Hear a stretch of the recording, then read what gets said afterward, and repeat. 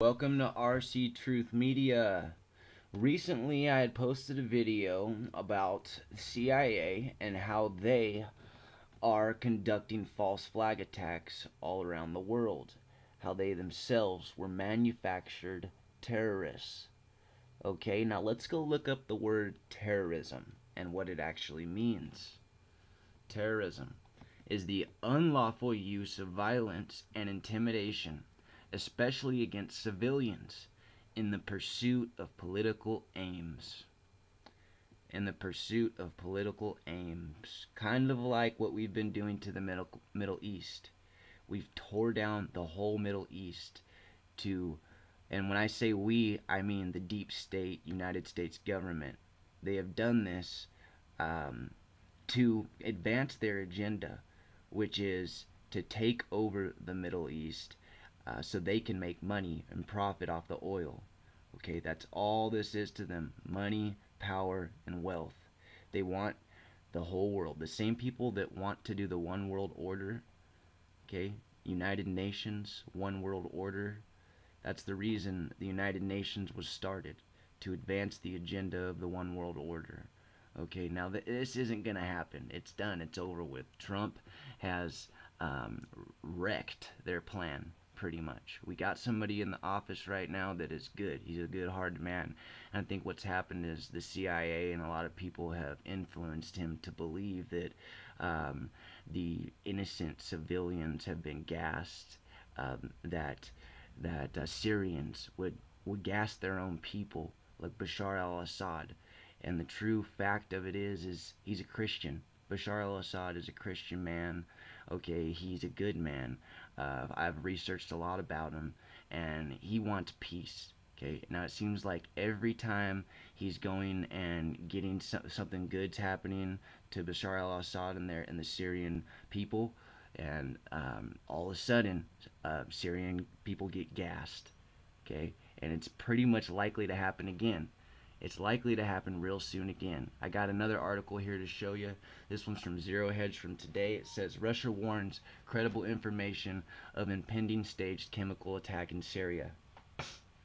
Now, if this happens, I'm gonna say, look, I warned you. I already knew. I told all my teachers in college that this was faked. That this was not a real gas attack. My teachers got pissed, turned red, bright red. My English teacher did when I told her this a year or two ago when it first happened.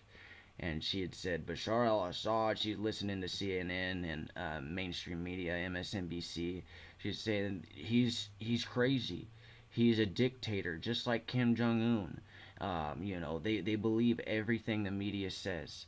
Okay, and let's just go to this article and see what it has to say. As the world's attention was focused on Singapore and the historic Trump-Kim summit this week, and with broad media acknowledgement that Assad has won the war for Syria, the time could be right for some kind of major event to jolt the globe's focus back to the war. Now in its seventh year, which could be winding down, it seems to occur every time the Syrian army is on a trajectory of overwhelmingly victory. An ill-timed and strategically nonsensical mass chemical attack on civilians, supposedly ordered by Assad, inevitably giving the West an open door for military intervention, new rounds of crippling sanctions, and yet more international media condemnation heaped on Damascus. And this week, the Russian Defense Ministry has warned of just such a scenario. Russian Defense Ministry spokesman Igor Konashkinba, however you say that name, said early in the week that U.S.-backed Free Syrian Army forces are planning a serious provocation aimed at justifying a new round of Western coalition missile attacks against Syrian government bases and facilities. Konashkov, in a statement carried in Russian state-run TASS and subsequently featured in One American News report, said, according to the information confirmed through 3 independent channels in Syria, the command of the so-called Free Syrian Army, aided by the forces of the U.S. Special Ops units, are preparing a serious provocation involving chemical warfare agents in the Deir ez-Zor province. The TASS media release explained further.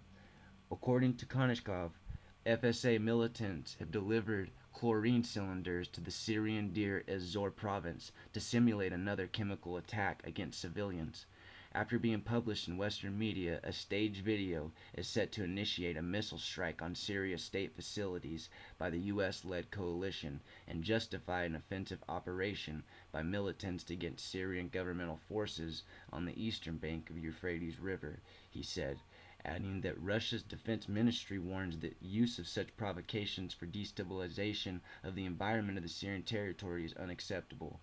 Though there is currently no way of verifying if such claims are true, and no staged video has yet to surface on the internet, the Russian Defense Ministry appears to be painting a potential future scenario, much like last April's chemical attack incident. It was a video of mass civilian death which directly led to Western airstrikes on Syria.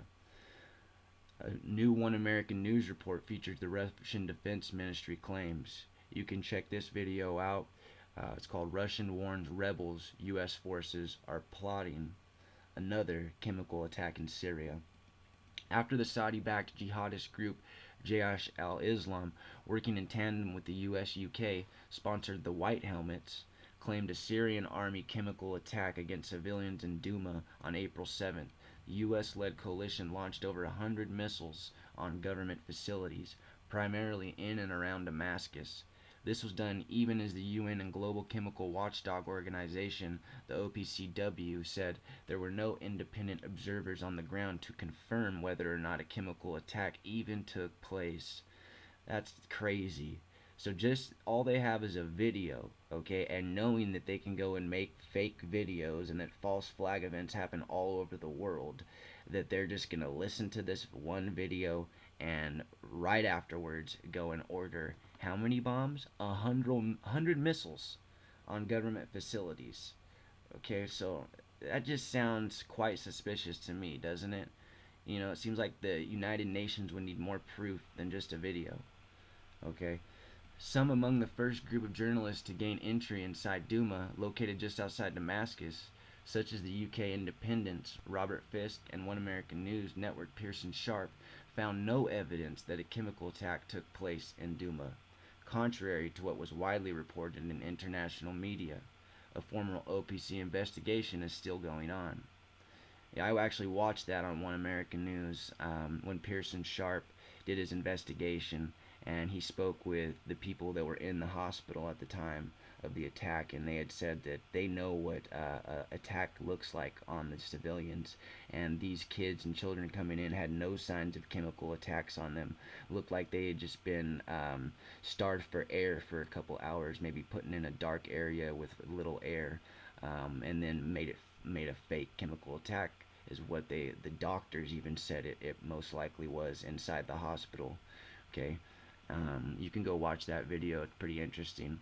Says, notably, Russia, as well as some mainstream Western counter-terror experts, have consistently pointed the finger at Jaish al-Islam for staging the Douma chemical attack in order to provoke the U.S. military response. And prior reporting emerged in the aftermath that JIL itself had used chemical weapons against Kurdish militias in Aleppo's Sheikh Maqsad district in 2016. And it appears that the Saudi-backed group openly admitted to carrying out prior chemical attacks, according to the Daily Beast. Russia further hosted a press briefing at OPCW headquarters in The Hague, where witnesses came forward to say there was no chemical attack, but that respiratory problems from conventional weapons bombarding the town were made to look like chemical symptoms once Jaish al-Islam and the White Helmets took over a local hospital and began filming. The testimony was consistent with well-known Syrian opposition group Syrian Observatory for Human Rights, which initially reported, based on its own pro-rebel sourcing, that heavy government bombardment of Douma city resulted in the collapse of homes and underground shelters, causing civilians in hiding to suffocate.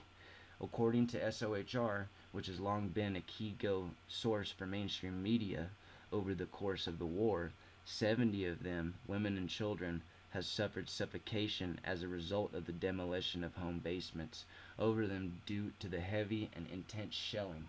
Crucially, all of this occurred just days after President Trump declared he planned to order a complete U.S. military pullout from Syria.